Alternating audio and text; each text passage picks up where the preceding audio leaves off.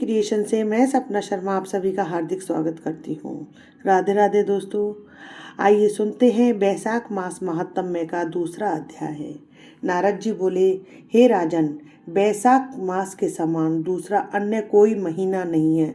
इतना पवित्र और पुण्यकारी अन्य कोई दूसरा महीना नहीं है। सतयुग के समान दूसरा युग नहीं है। वेद के समान शास्त्र नहीं है। जैसे गंगा जी जैसा कोई तीर्थ नहीं है। जैसे गंगा माँ तीर्थ है, उसके समान कोई बड़ा तीर्थ नहीं है। जलदान के समान कोई दूसरा दान नहीं है और भार्या के समान दूसरा सुख नहीं है। खेती के समान कोई धन नहीं है। जीवन के समान कोई लाभ नहीं है। उपवास जैसा दूसरा तप नहीं है। दान जैसा सुख और दया के समान दूसरा धर्म नहीं है। नेत्रों के समान कोई ज्योति नहीं है। भोजन के समान कोई तृप्ति नहीं है। खेती के समान कोई व्यापार नहीं है। धर्म के समान कोई हितकारी मित्र नहीं है और सत्य के समान कोई यश नहीं है। आरोग्य समान कोई हर्ष, केशव के समान कोई भी रक्षक नहीं है। केशव यानी माधव के समान कोई भी हमारा रक्षक नहीं है। ऐसा पुरुषोत्तम बैसाख मास जो है, भगवान शेष शाही शैया पर विराजमान माधव को अत्यधिक प्यारा है। भगवान के इस प्यारे महीने में जो लोग बिना व्रत किए व्यतीत करते हैं, वह धर्महीन होकर शीघ्र ही पशु योनि को पाते हैं। उनका कुआं बावड़ी बनवाना, बगीचा लगवाना आदि सभी धर्म व्यथा हैं। उसका कुछ भी फल उन्हें प्राप्त नहीं होता है। जो मनुष्य बैसाख मास में नियम पूर्वक भोजन आदि करते हैं, व्रत का पालन करते हैं, वे विष्णु भगवान की सायुज्यता यानी समीपता को प्राप्त होते हैं और उनको मुक्ति अवश्य प्राप्त होती है। इसमें किसी भी प्रकार का कोई संदेह नहीं है। संसार में अनेक प्रकार के दान और तप और व्रत हैं, परंतु उसमें उनको करने से शरीर को अत्यंत परिश्रम होता है। परंतु उन दान और व्रत के करने से शरीर को अत्यंत परिश्रम होता है और संसार में बार बार जन्म लेना पड़ता है। लेकिन बैसाख मास के केवल स्नान कर लेने से ही प्राणी संसार के आवागमन से छूट जाता है। सब दान करने से तो जो पुण्य प्राप्त होता है, वह संपूर्ण तीर्थों में स्नान करने से जो फल मिलता है, वह सब केवल बैसाख में जल दान करने से ही मिल जाता है। जिसमें जल दान करने की सामर्थ्य ना हो तो वे ऐश्वर्य की इच्छा करने वाले दूसरों से कहकर जलदान करावें। यह कर्म भी सब दानों से अधिक श्रेष्ठ माना गया है। तराजू के पलड़े में सब प्रकार के दान और दूसरी तरफ जलदान लेते हैं। रखकर तोले तो जलदान ही भारी निकलेगा। जो यात्रियों के लिए प्याऊ लगाकर जलदान करता है, वह अपने करोड़ों कुलों का उद्धार कर विष्णु लोक को प्राप्त होता है। हे राजन, प्याऊ लगाने से देवता, पितर और ऋषि सब निसंदेह अत्यंत प्रसन्न होते हैं। जो प्याऊ लगाता है, साथ ही थके हुए यात्रियों को संतुष्ट करता है, उससे ब्रह्मा, विष्णु और शिव सब देवता प्रसन्न होते हैं। जो जल की इच्छा हो तो जलदान करे, छाया की इच्छा हो तो छतरी दे। तो हे राजन, जो विजन की इच्छा यानी पंखा की इच्छा रखता हो, पंखा की इच्छा हो तो बैसाख में पंखा का दान करे। जितने दान बताए हैं उनमें जलदान, छत्रदान और पंखा दान सब में उत्तम है। उन्हीं का दान बैसाख में अवश्य करना चाहिए।